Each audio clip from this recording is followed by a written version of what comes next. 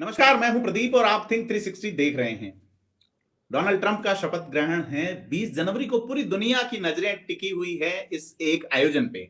और यह आयोजन न केवल एक देश के राष्ट्राध्यक्ष की कुर्सी पे बैठने का आधार तय करेगा, बल्कि पूरी दुनिया में इकोनॉमिक और रणनीतिक चुनौतियों में आगे कैसे काम होगा यह भी तय करेगा। यूक्रेन और रशिया के बीच के युद्ध का क्या होगा, सीरिया का क्या होगा, भारत और बांग्लादेश के संबंधों का क्या होगा। पाकिस्तान भी सोच रहा है कि ट्रंप अंकल उनकी तरफ भी कुछ सोचे। तमाम चीजें हैं, राजनीतिक रूप से, वैश्विक रूप से। लेकिन एक चर्चा चल रही है कि भारत को निमंत्रण नहीं भेजा गया है, जो कि सही नहीं है, क्योंकि भारत के विदेश मंत्री इस कार्यक्रम को अटेंड करेंगे।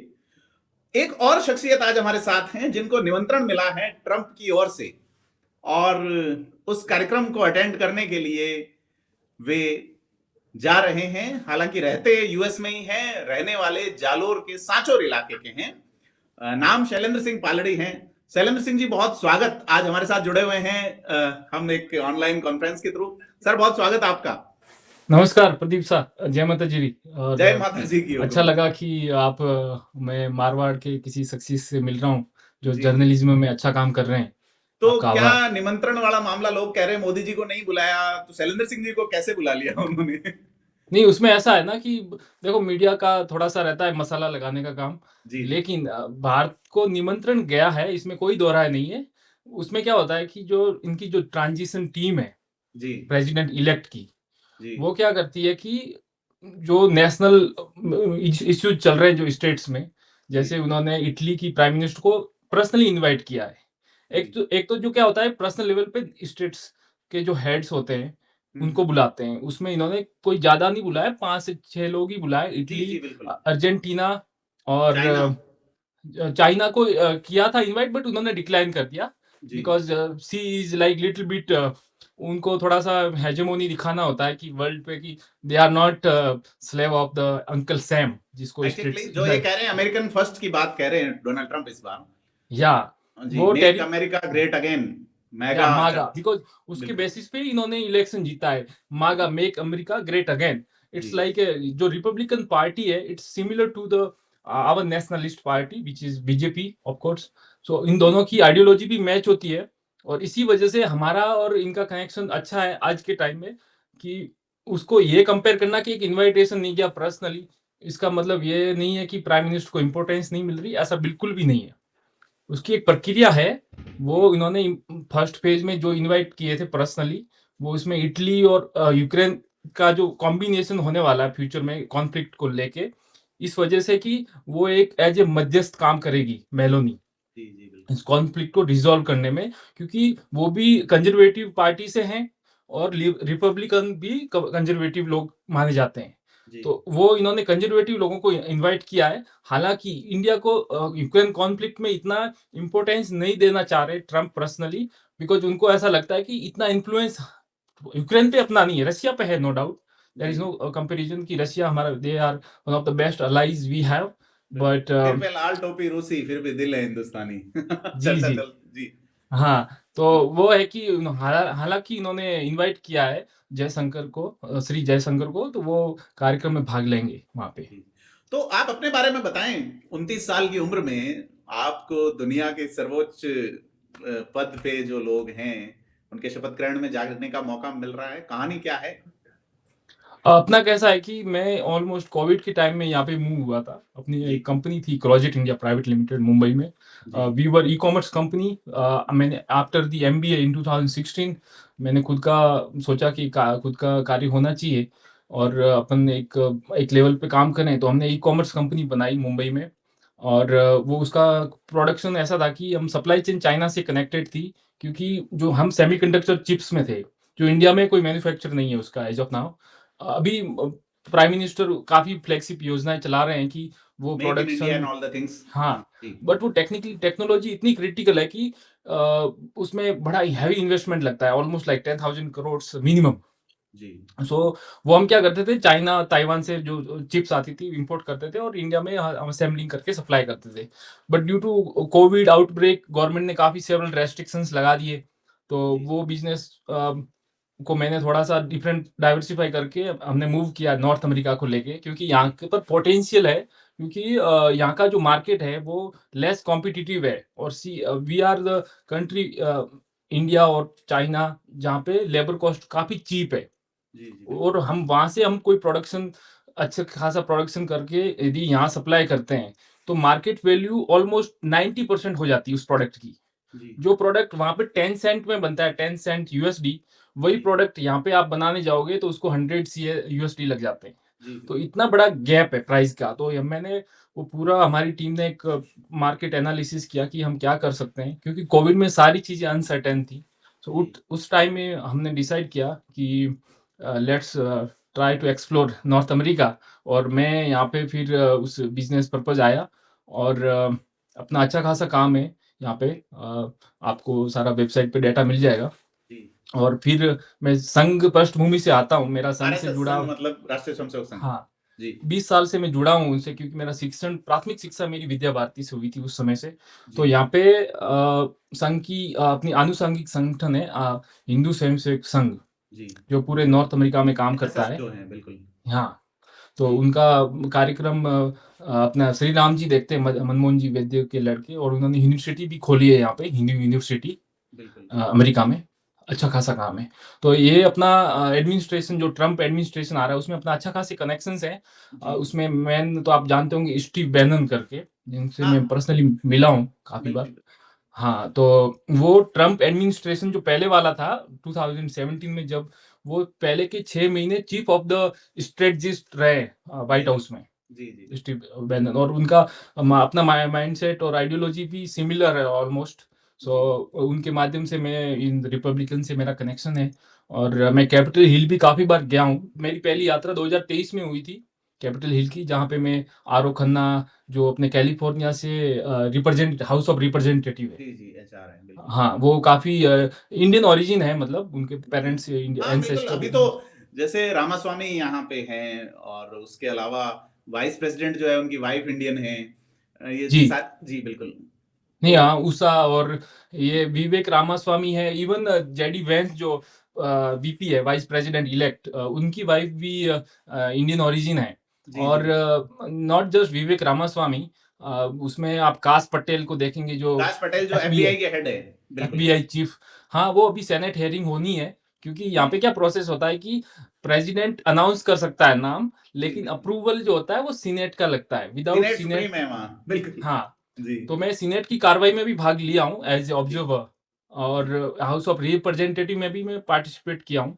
जैसे इंडिया में अपन अ, पार्लियामेंट बोलते हैं, यहाँ जी, पे जी, कांग्रेस कहा जाता है उसी को। बिल्कुल। तो कांग्रेस के जो 2 महत्वपूर्ण सदन होते हैं, हाउस ऑफ रिप्रेजेंटेटिव और सेनेट। जी, तो बट सेनेट का बड़ा रोल होता है, जैसे अपने राज्यसभा का महत्व है जैसे इंडिया में, जी, जी, अपर वैसे हाउस है यहाँ पे सेनेट। सेनेट है। और सेनेट का अप्रूवल एफबीआई चीफ के लिए भी लगता है। हर बड़ी कैबिनेट जो होती है, हर बड़ा cabinet member of the Trump administration, उनको अप्रूवल के थ्रू जाना पड़ेगा। जिसमें काश पटेल भी है, तुलसी जी, गैबार्ड भी है, जो जी, हिंदू, पहली हिंदू, वो इंडियन ओरिजिन नहीं है, शी इज फ्रॉम हवाई। जी, it's a state of United Philippines. State. जी, सो हवाई से हैं वो, तुलसी गैबार्ड। और वो हिंदू ओरिजिन, मतलब उनका रिलीजन हिंदुइज्म है। और वो संघ से जुड़ी हुई है, एचएसएस के, क्योंकि उनके कार्यक्रम हमने काफ़ी क्राउड फंडिंग से लेके, it's all sponsored by HSS. तो एजुकेशन आपकी राजस्थान में हुई है या आउट ऑफ? मेरा प्राथमिक शिक्षा विद्या भारती से हुई, संघ के जी, विद्यालय से। जी, और फिर मैंने जयपुर में, मेरा यूनिवर्सिटी ऑफ राजस्थान से मेरा स्नातक हुआ। जी, उसके बाद प्रदीप में एमबीए मेरा पुणे से हुआ, आईएसबीएस से। जी, और एमबीए के बाद मैं 4 साल बिज़नेस किया, 5 साल मुंबई में। जी, और कोविड में मैं यहाँ पे आ गया। फिर मेरी यहाँ पे मेरा वो यूनिवर्सिटी ऑफ वाटरलू, आपने सुना होगा, कॉनेस्टोगा कॉलेज। जी, सो वहाँ बिल्कुल। पे मेरा पीजीपी प्रोग्राम है, which is equivalent to PhD. बिल्कुल, पोस्ट ग्रेजुएट प्रोग्राम मैंने किया यहाँ पे वापस। जी, so which was in the strategic global business management. जी, गुड। सो अपना मतलब पढ़ाई तो चलता ही रहता है। वही है कि चरे वेती, सतत चलना बिल्कुल, और बिल्कुल, बिल्कुल। सीखते ऐतरेय रहना। उपनिषद में लिखा है, चरैवेति, चरैवेति, जी, स्वाध्याय न प्रमदित्यम। आप जी, प्रमाद मत जी। कीजिए, चलते रहो, हाँ, बिल्कुल। चलते रहो, क्योंकि ये जीवन में सीखना कभी बंद नहीं होता। आप, और जब तक आप विद्यार्थी बन के सीखने का प्रयास करेंगे, उतना जी, आपके लिए उत्तम होगा, क्योंकि शिक्षा ही आपको नए-नए अवसर देती है और वही आपको आगे का रास्ता मार्ग भी प्रशस्त करती है वो। निश्चित तौर पे। तो क्या सोचते हैं आप बेसिकली कई लोग कई तरह की बातें कर रहे हैं। बिज़नेस को लेके अमेरिका में टैरिफ वाली बात चल रही है। इंडियन इम्पोर्ट जी, पे, दुनिया के तमाम इम्पोर्ट पे टैरिफ लगा देंगे। चूँकि आप तो बिज़नेसमैन हैं तो वो बात भी कर जी, लेते हैं। क्या लगता है नहीं, आपको? नहीं, ज़रूर, ज़रूर।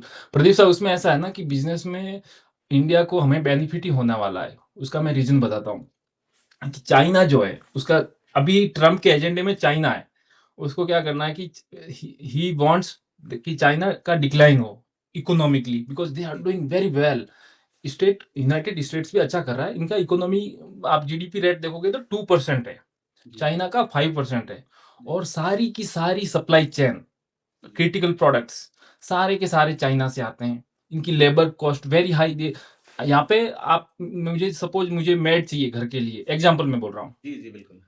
तो उसमें कम से कम यहाँ पे मिनिमम वेजेस होते हैं। जी। इसमें मुझे $18 पे करने होते हैं, मिनिमम। हुँ, हुँ। कोई भी जॉब में मैं बंदा हायर करता हूँ, तो मुझे मिनिमम $18 पे करने होते हैं। जी, व्हिच इज़ इक्विवेलेंट, आप इंडिया का आप पकड़ लो तो 1600 $2000 पर घंटे। बिल्कुल, बिल्कुल। तो वो प्रोडक्शन यहाँ पे करने जाएँगे तो इनकी कॉस्ट ज़्यादा हो जाएगी, व्हिच इज़ एग्ज़ैक्टली। टेक्निकली और practically impossible to survive in the market, right? So आप प्रोडक्ट का कॉस्ट बहुत बढ़ जाएगा आपका। बहुत बढ़ जाएगा, बहुत बढ़ जाएगा। तो वो इंडस्ट्री, जैसे सपोज़ टेस्ला है, एलन मस्क, जी। वो आज एडवाइज़र है। मतलब उसने almost he invested 250 millions USD exactly for the सबसे ट्रम्प दुनिया का अमीर कैम्पेन। आदमी है और हाँ, ये जो डॉज़ जो बना है डिपार्टमेंट उसको वो जी, देख रहे डिपार्टमेंट हैं। ऑफ गवर्नमेंट एफिशिएंसी, जो बिल्कुल, बिल्कुल डॉज़। इलॉन जी, मस्क तो बड़ी तोप है और कहा जा रहा है कि टेस्ला हाँ। इंडिया आना चाह रही है। लेकिन नहीं, चूँकि नहीं, उस 35 लाख से ऊपर की गाड़ियाँ जो है उन पे यहाँ पे टैरिफ बहुत ज़्यादा है या इम्पोर्ट ड्यूटी बहुत ज़्यादा है, इस वज़ह से नहीं आ वो रही। तो इसको भी वो लोग मान रहे हैं कि ये कारण हो सकता है कि भारत से दूरियाँ बढ़ जाएँ। हाँ, वही वो क्या बहुत शातिर आदमी है। मस्क बिल्कुल। बहुत शातिर आदमी है। वो हमेशा 100 मतलब 100 कदम पहले का सोचता है कि मुझे क्या कब कौन-सा स्टेप लेना है। वो जी, उसकी लास्ट ईयर भारत की यात्रा निश्चित भी हो गई थी। उसने अप्रैल में एग्ज़ैक्टली। ऑफ़िशियली अनाउंस भी कर दिया, लेकिन उसको थोड़ा हिंट हुआ कि मेबी प्राइम मिनिस्टर मोदी आएँगे या नहीं आएँगे वापस। क्योंकि इंडियन पॉपुलेशन को थोड़ा-सा समझना हर किसी के बस की बात नहीं होती। एक चीज़ ये अ, भी चल रही है, मैं रोकूँगा, प्राइम मिनिस्टर मोदी आएँगे या नहीं आएँगे, इस पे एक नाम और चलता है वहाँ के बिज़नेसमैन सोरोस का। हाँ, जॉर्ज सोरोस का बड़ा हाथ है। बिल्कुल, वो बिल्कुल। He is the chief of the deep state. It's called deep state. Exactly I know. हाँ, वो डीप स्टेट इतना हराम, मतलब मैं वो वर्ड यूज़ नहीं करना चाहूँगा, जी, जी। लेकिन क्षमा करें, लेकिन वो व्यक्ति ऐसा ही है कि वो वर्ड आ जाता है उसके लिए। हाँ, हाँ, हाँ। उससे हर कंट्री परेशान है। क्या लगता है आप चूँकि भारतीय जनता पार्टी की राइट विंग विचारधारा वाली मैं संगठन से भारतीय जुड़े हुए जनता हैं। पार्टी से मेरा कोई ना, लेना-देना सॉरी नहीं है। आप एक मैं संघ की दक्षिणपंथी विचारधारा वाले विचारधारा हाँ, से जुड़ा हुआ हूँ। तो क्या 2024 का लोकसभा चुनाव में कुछ चीज़ें ऐसी हुई कि सोरोस का उसमें हाथ था और लोकसभा चुनाव प्रभावित हुआ? आप अमेरिका बैठे हैं, क्या सोचते हैं वहाँ लेके? यहाँ चर्चा चली? 100%, 100%। जी। उसके काफ़ी सारे एनजीओ चल रहे हैं इंडिया में, नो डाउट होम मिनिस्ट्री उस पे काम कर रही है। हुँ, मैं होम मिनिस्ट्री ऑफिशियल्स जो अभी आए थे स्टेट्स में, उनसे भी मिला था कुछ समय, लास्ट ईयर की बात है। जी। क्योंकि उनका इंटरनल एक्सचेंज प्रोग्राम होते रहते हैं अपने यहाँ पे। क्योंकि यहाँ पे इंडियन डायस्पोरा काफ़ी स्ट्रॉन्ग है, एग्ज़ैक्टली। काफ़ी पावरफुल है यूएस में। आप सोचो कि यूएस में 1% पॉपुलेशन इंडियन ओरिजिन है, लेकिन टैक्स 6% देते हैं पूरे यूएस इकोनॉमी का इंडियंस। ग्रेट। और पर कैपिटल जो पीसीआई होता है, पर कैपिटल इनकम, जी, यूएस की है $70,000-80,000। जी। लोकल जो व्हाइट लोग हैं यहाँ भारत पे की जो, साढ़े और 2400 हैं। हाँ, भारत, हम तो उस पे भी आऊँगा मैं, जी, इकोनॉमिक जी। डेमो जी। डिविडेंड्स पे। लेकिन आप देखो कि इंडियन ओरिजिन जो यूएसए में है, उनकी मिनिमम पर कैपिटल इनकम जो है 1,10,000 यूएसडी है, जी, बिल्कुल जो ऐसा है। उनका डबल है, हुँ, हुँ। जहाँ लोकल कै यूएस पीपल से। हाँ, हाँ, बिल्कुल। सो उसकी वजह से हमारी काफ़ी वैल्यू है, और मुझे वैल्यू ये होने। लगता है एक्चुअल में अगर ये देखें जो माइंड जो होता है वो ठंडे इलाके में ज़्यादा काम करता है। क्योंकि जी, आप 50 डिग्री तापमान में पैदा हुए और अभी -20 में बैठे हैं शायद। हाँ, -20 में मैं बैठा हूँ वाटरलू कनाडा। तो ब आपका दिमाग को जो एनवायरनमेंट वहाँ मिलता है तो आप अच्छे पैसे कमा लेते हैं।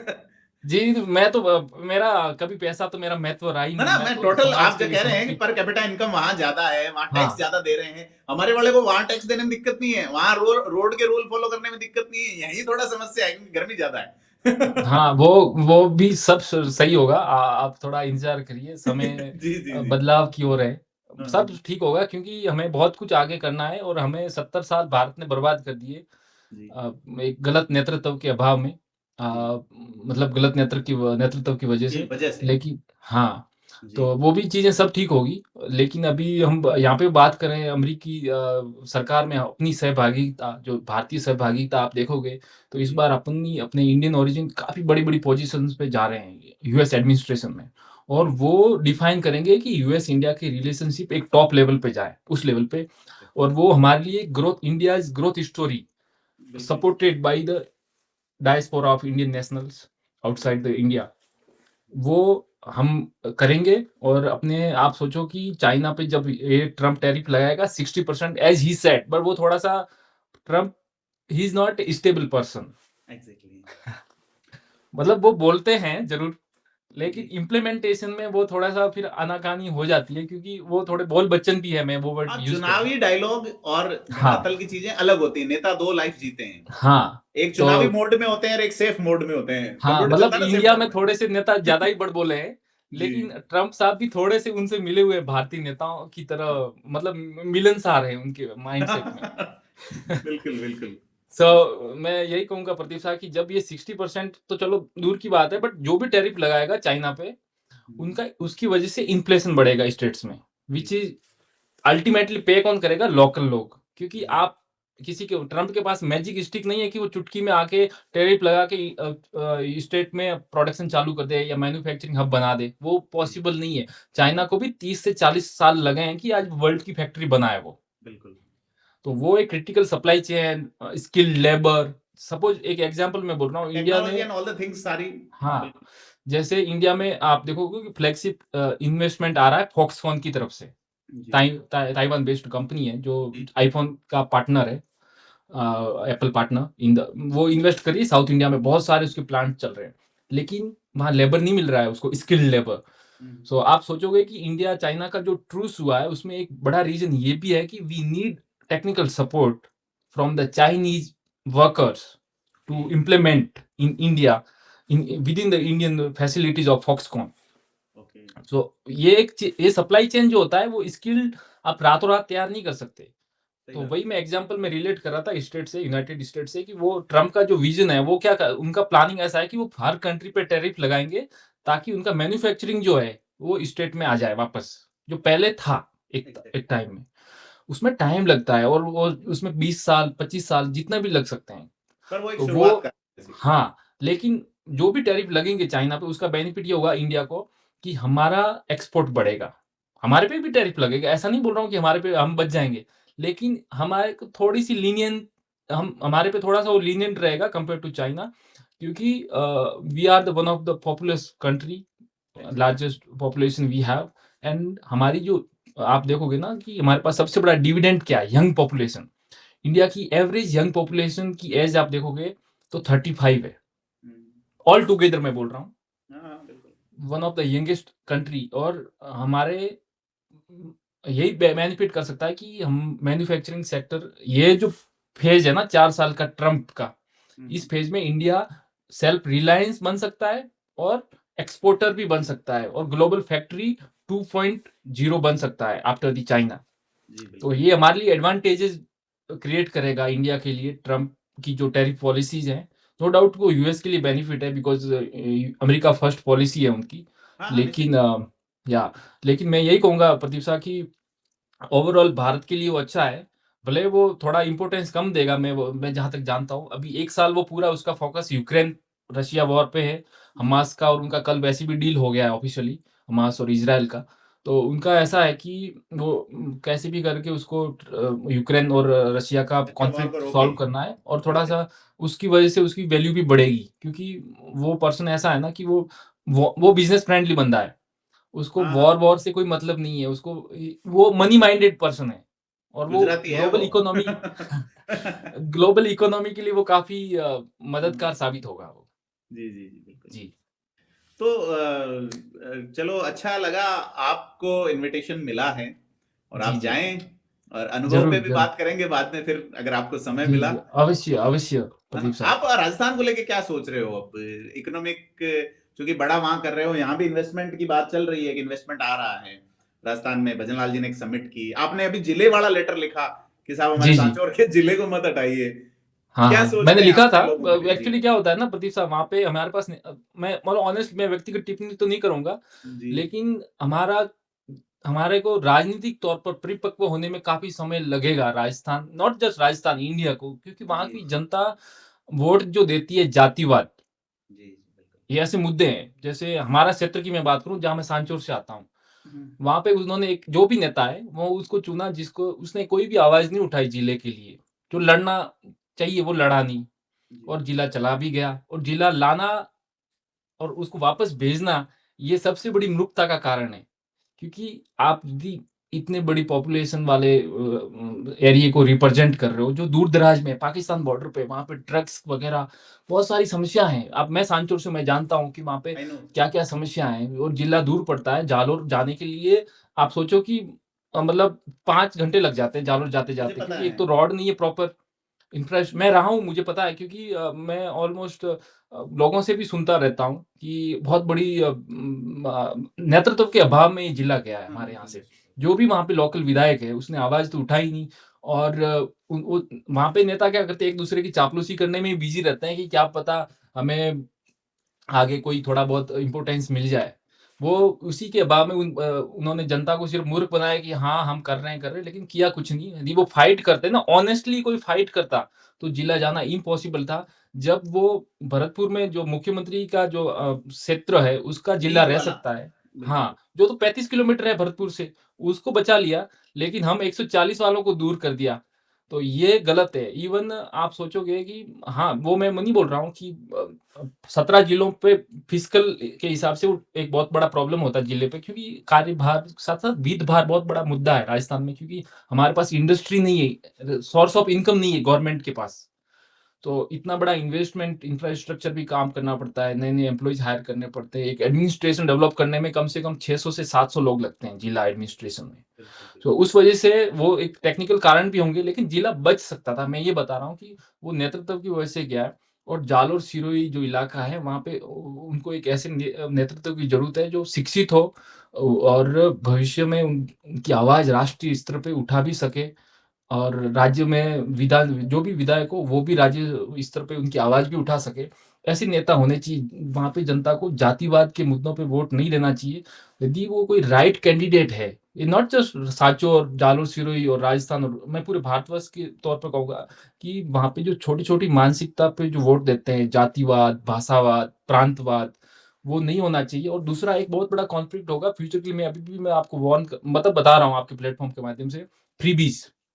जो सरकारें फ्री चीज़ें बाँटने के वोट के चक्कर में जो घोषणाएँ कर रही हैं, उसका बहुत बड़ा बुरा प्रभाव होगा भारतीय इकोनॉमी पे। ये even supreme court of India ने भी 3-4 बार स्टेटमेंट दी है इस पे, आप देखोगे कि जो रेवड़ी कल्चर जो पैदा किया जा रहा है, वो इकोनॉमी को कोलैप्स करेगा। इसकी वजह से इंफ्रास्ट्रक्चर डेवलप नहीं होगा। मैं एक आपको एक एग्ज़ाम्पल देता हूँ। परिस्थितियाँ ही इंसान को मजबूर करती है कि वो आगे के क्या कार्य करे। जी वो आपको मजबूत बनाती है। जब सबको फ्री में पैसा मिलेगा, फ्री में खाना मिलेगा, तो लोग काम करना बंद कर देंगे, अकर्मण्य हो जाएँगे। जी और बिल्कुल। जब the necessity is the mother of invention, right? Exactly. So जब आवश्यकता ही नहीं रहेगी, तो जब जैसे बेरोज़गार को पैसे मिल रहे हैं, तो वो एफर्ट डालना बंद कर देगा। निश्चित तौर पे। हाँ, जो मजबूर है उनको मिलना चाहिए, जो गरीब है उनको मिलना चाहिए, लेकिन आप ये सोचो कि सबको लाइट फ्री, पानी फ्री, सब फ्री, और इंफ्रास्ट्रक्चर पे फिर काम कहाँ से होगा फिर? जब सरकार के पास पैसा ही नहीं बचेगा, तो इंफ्रास्ट्रक्चर पे कहाँ से काम होगा? आप जीएसडीपी देखो, हमारा राजस्थान का जो जीएसडीपी है, वो हम we are not doing very well, right? Exactly. Compared to other states. हमारे पास इकोनॉमी नहीं है। आज 70 साल हो गए, मारवाड़ के पास पानी नहीं है, आप सोचो। 70 साल हो गए, हम आज़ाद हो गए। ये बड़ी बहुत बात बड़ा है। मुद्दा है, बहुत बड़ा, क्योंकि हमारे पास कोई रिप्रेजेंटेशन ही नहीं है जो आगे बात उठाए भारत सरकार से। पार्लियामेंट में ऐसा कोई शिक्षित, आप एक भी बंदा मुझे उठा लो, कोई लोग वहाँ पे रील देख के वोट देते हैं। रील बिल्कुल। रील पे नेता बन जाते हैं, बड़े-बड़े नेता बन जाते हैं। जी, तो बिल्कुल। वो मानसिकता से बाहर निकलना होगा, उनको प्रैक्टिकल वहाँ की जनता को प्रैक्टिकल बनना पड़ेगा प्रदीप साहब। जी, ऐसे नहीं होगा, जो आप देखो कि नेता ऐसा होना चाहिए जिस पे कोई क्रिमिनल रिकॉर्ड ना हो, जी, जो जनता के लिए जिए, ना कि खुद के लिए जिए। सेल्फ ओरिएंटेड गोल बिल्कुल नहीं होना चाहिए। जनता के लिए काम करे, 24 घंटे वो एक्सेसिबल हो। यहाँ की मैं बात करता हूँ, यहाँ पे मैं किसी भी मिनिस्टर से या किसी से एमपी से मिलना होता है ना, मुझे कोई परमिशन की ज़रूरत नहीं होती। वो लाल गाड़ी वाड़ गाड़ी में नहीं चलते, खुद ही ड्राइविंग करते हैं और खुद ही जाते हैं। कोई जाब्ता-वाब्ता, शो ऑफ, वीआईपी ट्रीटमेंट कुछ नहीं होता। वो एक सामान्य नागरिक हैं और सामान्य नागरिक के लिए ही काम कर रहे हैं। ऐसी भावना के साथ यदि जनता ऐसे नेता को चुनेगी ना, तो वो राजस्थान, जालोर सिरोही, चाहे मतलब हर स्टेट से ऐसे नेता निकल के आएँगे जो देश के बिल्कुल। सर्वांगीण विकास के लिए काम करेंगे। सर्वजन हिताय, सर्वजन सुखाय के मोटिव को लेके आगे बढ़ेंगे और राष्ट्र को हम जो 2047 का जो एजेंडा लेके चल रहे हैं कि भारत विकसित भारत, वो कभी संभव है जब नेतृत्व हमारा स्ट्रॉन्ग हो और एक भारत का जो केंद्रीय नेता अच्छा है, उस वजह से वो नहीं होगा। हर रिप्रेजेंटेशन, हर स्टेट का रिप्रेजेंटेशन, पार्लियामेंट का रिप्रेजेंटेशन, विधानसभा का रिप्रेजेंटेशन स्ट्रॉन्ग हो, उनका विल पावर हो, काम करने का तरीका हो और वो कब काम करने का तरीका कब आता है जब उसके पास एक्सपीरियंस हो, अच्छी खासी शिक्षा हो, अच्छा जी, खासा उसका बैकग्राउंड हो, उसका अच्छा खासा मतलब दर्शन शास्त्र हो और हाँ, जनता के प्रति सोच हो, पॉजिटिव सोच। कि क्योंकि वरना तो कुछ नहीं होना है। आप नेता जातिवाद पे बंदे बिठा दोगे, वो खुद की जेब भरेंगे और जेब ही भरेंगे और कुछ नहीं करेंगे वो। और थोड़ा-सा फोटो अपॉर्च्युनिटी के लिए थोड़ा-सा माहौल बनाएँगे, रील बनाएँगे और युवाओं को इन्फ्लुएंस करेंगे कि हाँ, हम कुछ कर रहे हैं। वो मोटिव नहीं होना चाहिए, सेल्फ ओरिएंटेड गोल नहीं होना चाहिए। मैं यही कहूँगा कि यही चीज़ें बहुत ज़रूरी है भारत को कि 2047 तक खुद को विकसित डेवलप करना है। हम काफ़ी पीछे हैं, हम काफ़ी पीछे जी, हैं। आप सोचो कि $2500 हमारी पर कैपिटल इनकम है भारत की। ये बहुत जी, शर्मनाक बात है, बहुत शर्मनाक बात है। वहाँ का मीडिया नहीं बताता ये। जी, जी। अच्छा, ये एक चीज़ आपसे मैं पूछूँगा, आपको शायद आप जयपुर में पढ़े-लिखे, कॉम्पिटिशन की तैयारी नहीं की आपने फिर? या बिज़नेस का ही यही माइंड ये था? यही मैं गलत चीज़ बता रहा हूँ।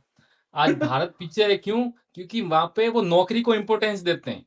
खुद अच्छा, दूसरों के लिए एक काम करने को एक इम्पोर्टेंस देते हैं, खुद के लिए काम करने के लिए कोई इम्पोर्टेंस नहीं है। आज देखो हुँ, वर्ल्ड का जो 70% बड़ी कंपनीज़ है, टॉप टॉप कंपनीज़, वो सारी स्टेट में है, यूनाइटेड स्टेट्स की। क्यों? क्योंकि यहाँ पे माइंडसेट बहुत मैटर रखता है। तो देखो यहाँ सरकारी नौकरी के लिए वहाँ ट्राई नहीं करते लोग ज़्यादा? अरे नौकरी के क्यों पीछे पड़ना रहता है लोगों को? आप खुद का तो व्यवसाय करें, कोई पेपर-वेपर भी बड़ी आउट नहीं होते होंगे वहाँ तो फिर?